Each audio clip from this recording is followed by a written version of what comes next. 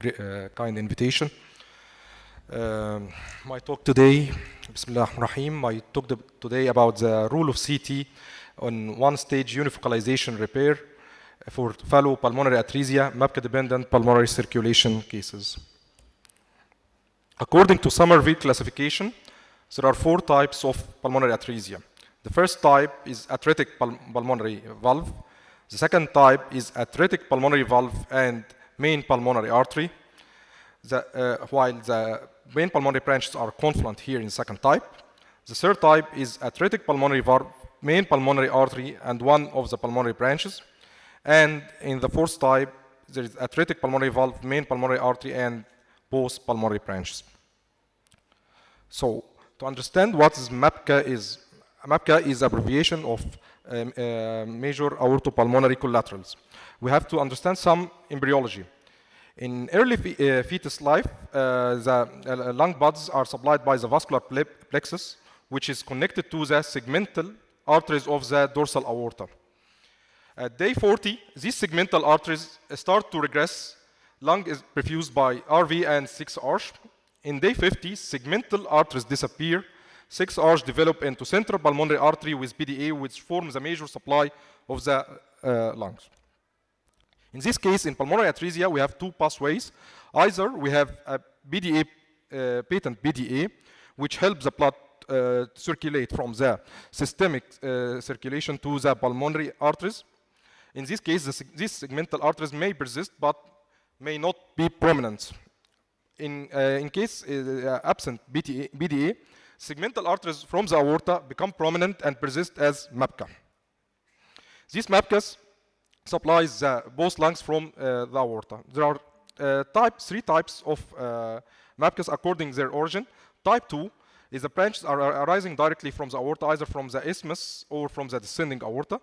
Type 1, MAPCAs seen arising from the bronchial artery. And type 3, they are indirect branches arising from subclavian arteries, celiac artery, and rarely from the coronary artery. Here is some common origin of the MAPCA. As you could see here, there is large tortuous collateral seen arising from the descending aorta to supply both lungs, and become more visualized here in the volume render images. Also here in digital subtraction angiography, we can see that there is 2 large MAPCAs seen arising from the right aspect of the descending aorta to supply the right lung. Some rare origins of the MAPCAs here, you can see that the MAPCAs seen arising from the subclavian artery. Also here in digital subtraction angiography, you could see that the MAPCA seen arising from the celiac artery to supply both lower lung loops. Radiologically, there are 2 main types of MAPCAs, either non-essential or essential MAPCA. So what is non-essential MAPCA? They are MAPCAs that communicate with the pulmonary vessels to supply a certain lung segment. This is called the dual supply. The essential MAPCA considered the sole blood supply for the lung segment in absence of native pulmonary blood supply. And here is a diagram to illustrate what we said before.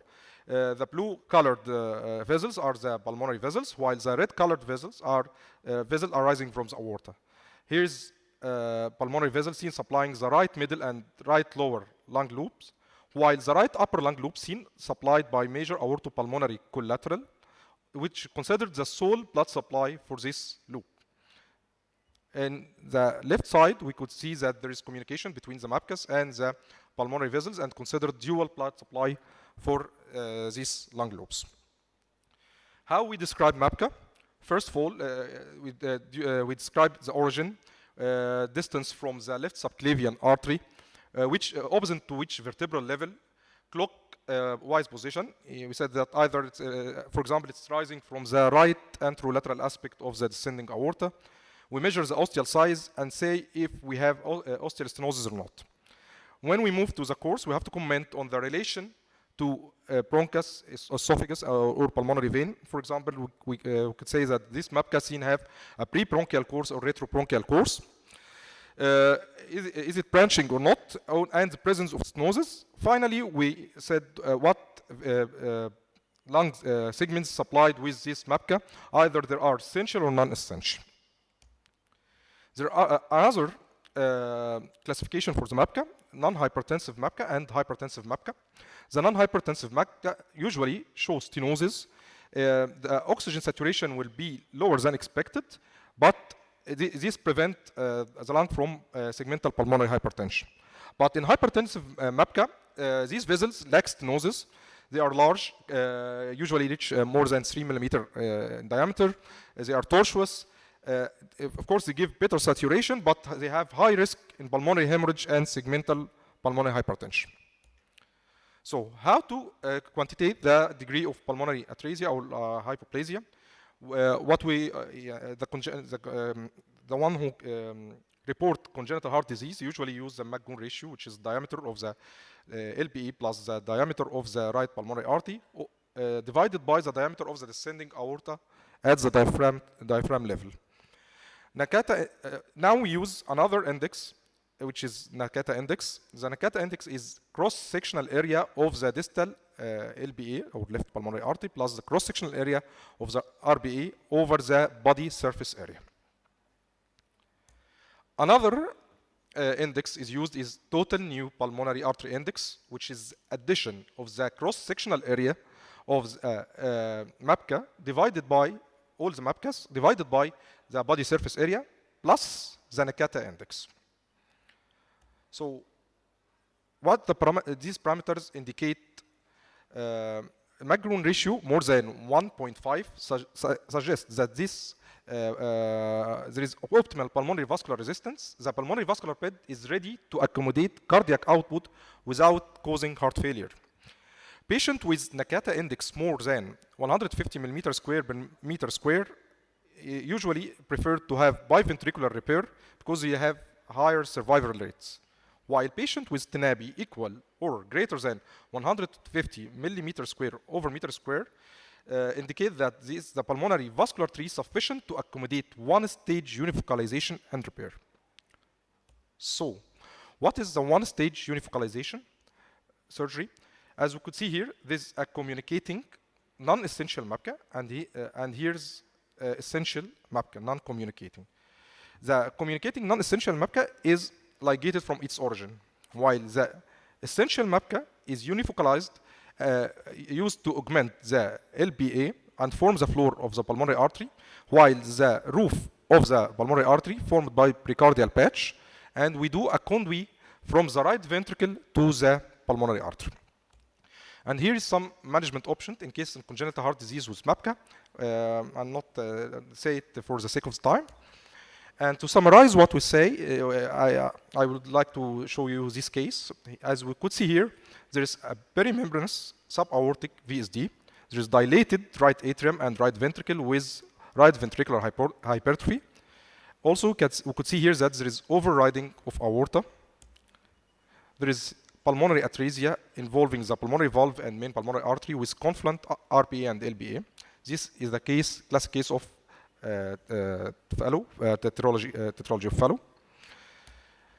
Then we could see here that there is large MAPCAs seen arising from the descending aorta.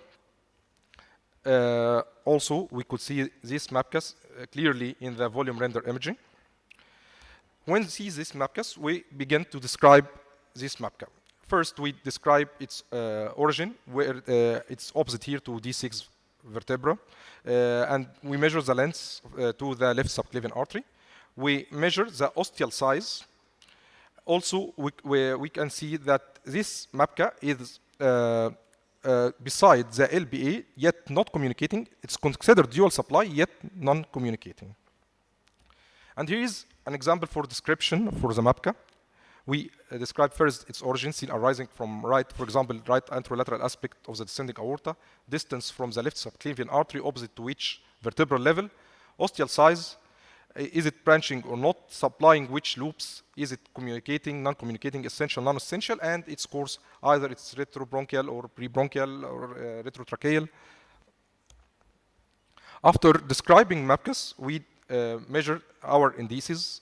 As you can see here, that we can measure the diameter of the distal RBA and the cross-sectional area of the distal RBA. We do the same for the LBA. Also, we measure the diameter of the descending aorta at the level of the diaphragm. From these data, we can have the McGoon ratio, which is 1 here in this case, and the Nakata index, which is 125 millimeters square, which indicates that this patient will not benefit from the biventricular repair. 1 minute, please. And here's the cross-sectional area for the MAPCAS. We measure all the MAPCAS and all cross-sectional area. We do addition for the cross-sectional areas of all MAPCAS divided by the BSA plus the Nakata index, which is 179 millimeters square, which indicates that this patient will benefit from one-stage unifocalization and repair. Thank you.